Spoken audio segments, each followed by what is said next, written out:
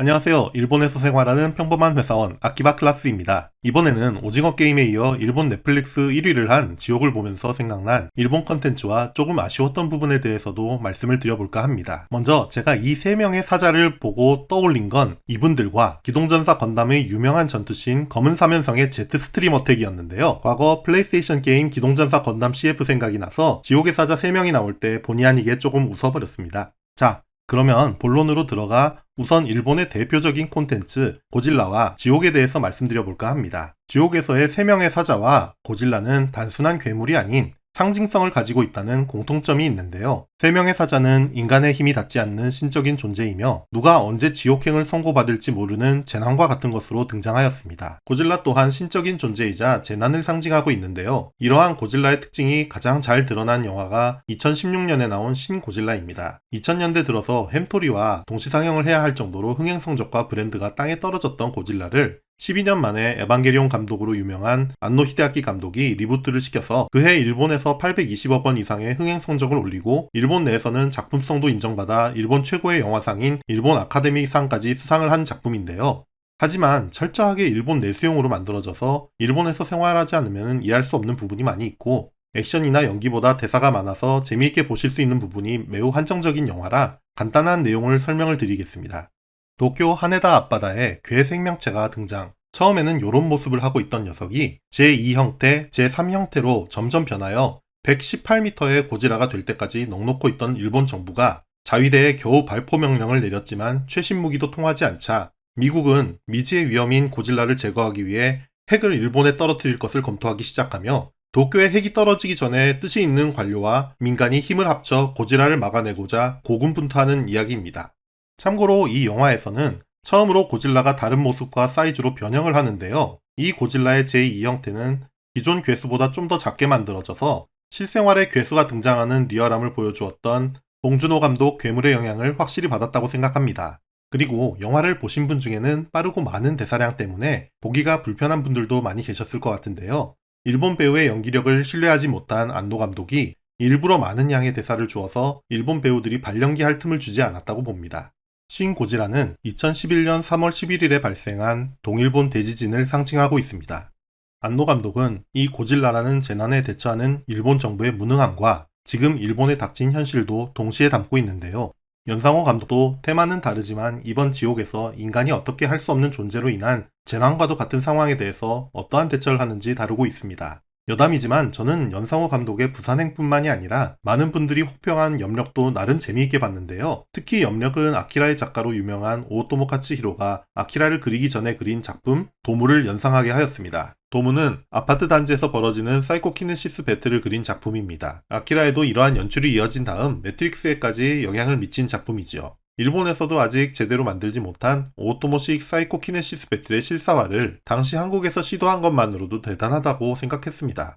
하지만 연상호 감독이 취미대로 만화 분위기를 실사화하려다 다른 디테일을 챙기지 못했구나라고 생각했고 이번 지옥을 보면서도 그러한 아쉬운 부분이 몇 가지 있었는데요. 3가지만 말씀드릴까 합니다. 첫 번째는 이야기의 터닝포인트라고 할 수 있는 박정자 씨의 시연입니다. 저는 지옥의 1화부터 3화의 박정자 씨의 시연 전까지는 우리 사회에 어떠한 비현실적인 일이 일어났을 때 벌어질 수 있는 상황에 대한 리얼한 분위기와 표현을 정말 잘했다고 생각했습니다. 특히 형사 진경훈이 브리핑실에서 커피를 마시며 들어가는 연기를 보며 처음에 보여준 너무 CGT가 나는 괴물들에 비해 진중하고 훌륭한 배우의 연기에 단번에 현실감 있게 몰입할 수 있었고 사이비 교주 정진수를 연기한 유아인을 보며 지옥에 대한 기대감은 오징어 게임 이상으로 부풀어 올랐습니다. 이 몰입감은 박정자 씨의 시연 전에 어찌 되었든 그녀를 지키려는 경찰들의 모습과 스와트까지 동원되는 것을 보면서 최고조에 달했는데요. 하지만 일반 시민이 괴물체에 의해 피습되고 발포 명령이 떨어졌음에도 총질 한번 못하는 스와트, 뒤늦게 들어간 진경훈 형사의 발포 이후에도 가만히 있는 저격대, 이 허무한 대응을 지켜본 시민과 경찰까지 일제히 엎드려 절을 하는 씬에 너무나 어이가 없었고 외국 사람들이 보면 한국이라면 저럴 수도 있겠다라는 잘못된 이미지를 줄 수도 있어 좀 유감이었습니다. 최소한 앞서 말한 신 고질라처럼 적극적인 공권력이 한 번쯤은 투입이 되고 이 공권력의 힘마저 어쩔 수 없는 압도적인 힘에 직면한 사람들이 절망을 하였다면 좀 더 설득력을 가질 수 있지 않았을까 합니다. 결국 저는 시연에 대한 이 어이없는 대응과 일제히 엎드려 절을 하는 모습을 본 후로는 설득력이 현저히 떨어져서 이후 이야기에 몰입하기가 쉽지 않았습니다. 두 번째로 아쉬운 점은 변호사 민혜진 씨의 변신입니다. 박정자 씨 시연 이후의 세계는 마치 우라사와 나오키의 만화 20세기 소년에서 팬데믹 이후로 친구라는 자가 지배하는 세상 같은 분위기가 있었고, 특히 새진리회 2대 의장 김정칠은 친구의 카리스마를 이용해 권력을 휘두르는 만조매를 생각나게 하였습니다. 지옥에서는 배영재를 도와 위기 상황에서 액션까지 멋지게 해내는 민혜진 변호사가 있는 것처럼 20세기 소년에도 주인공 켄지를 위기에서 구하고 액션을 담당하는 오초라는 캐릭터가 있습니다. 저는 여성이라 하더라도 힘있는 액션을 충분히 할 수 있다고 생각하고 김현주 배우는 이 역할을 멋지게 소화해냈다고 생각합니다. 다만 여성이든 남성이든 일반적인 사회인이 곤봉으로 여러 사람 때려 눕힐 정도로 강해지려면 그 과정에 대한 설명이 필요한데 20세기 소년에서 평범한 엘리트 사원이었던 오초가 조직과 맞짱 뜰 정도로 강해졌던 이유와 그 과정에 대해서 나름 설명을 한 것에 비해 드라마라는 충분한 러닝타임이 있었음에도 불구하고 민혜진 변호사 얼굴에 상처 하나로 퉁쳤다는 것에서 무성의함이 느껴집니다. 세 번째는 마지막 시연 장소인데요. 마지막 시연에서 나오는 아파트는 한국에서 이런 장소를 어디서 찾았는지 2026년에 한국이라고 보기 힘든 홍콩의 슬럼가 같은 허름한 아파트가 등장해서 보기 좀 불편했습니다. 이는 구룡채성 덕후로 보이는 연상호 감독의 취향이 반영된 로케이션 같은데 연상호 감독의 취향을 부정하는 것은 아니지만 취향에 대한 정성을 조금이나마 설득력에 필요한 디테일에 쏟았으면 어땠을까 하는 생각과 한국 배경에서 꼭 필연성이 없는 중국처럼 보이는 장소를 썼어야 했는지 세계적으로 발신되는 드라마인 만큼 신경을 좀 써줬으면 하는 아쉬움이 있습니다.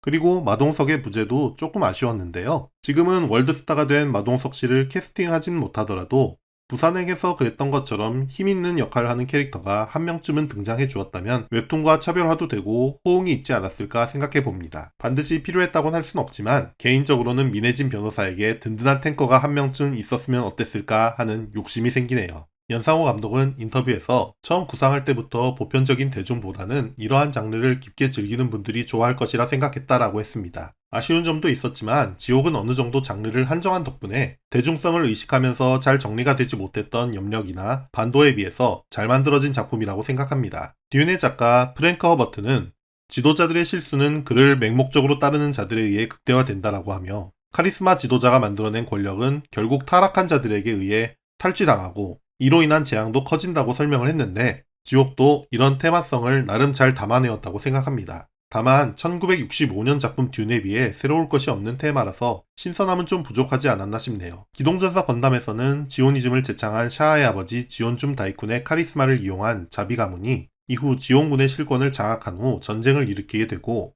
지온줌 다이쿤의 살아남은 아들 샤아가 자비 가문에게 복수를 하는 이야기가 전개되었는데요.